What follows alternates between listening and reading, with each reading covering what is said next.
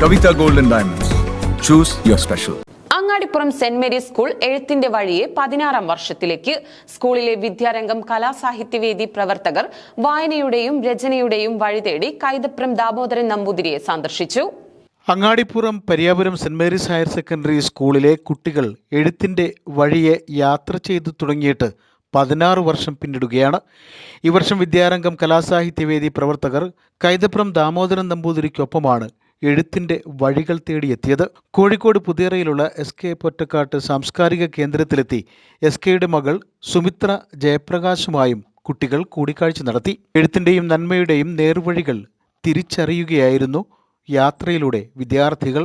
നന്മയുടെയും സ്നേഹത്തിന്റെയും വഴി കുട്ടികൾ തേടുന്നത് മാതൃകാപരമാണെന്നും ഇല വീഴുന്നതും പുഴ ഒഴുകുന്നതും പാഠമാണെന്ന് ഓർക്കണമെന്നും കൈതപ്രം കുട്ടികളോട് പറഞ്ഞു.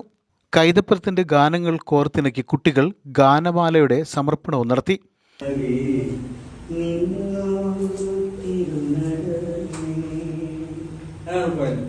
സൂര്യനുണർന്നു ചന്ദ്രനുണർന്നു മംഗളയാമം കഴിച്ചു നിന്നു. സൂര്യനും സ്വന്തം ചന്ദ്രനും സ്വന്തം. ചിത്രകാരി ജുവാന ജെയിൻ ചിത്രം വരച്ച് സമ്മാനമായി കൈതപ്പുറത്തിന് നൽകി. SK പൊറ്റക്കാട്ടിന്റെ മകൾ സുമിത്ര ജയപ്രകാശ് SK ഓർമ്മകൾ കുട്ടികളുമായി പങ്കിട്ടു.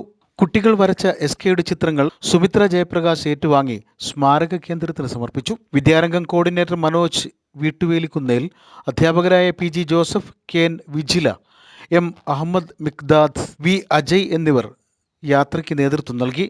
Kozhikode Pazhassi museum, VK Krishna Menon museum, മേഖലാ ശാസ്ത്ര കേന്ദ്രം, പ്ലാനറ്റേറിയം എന്നിവയും സന്ദർശിച്ചാണ് കുട്ടികൾ മടങ്ങിയത്.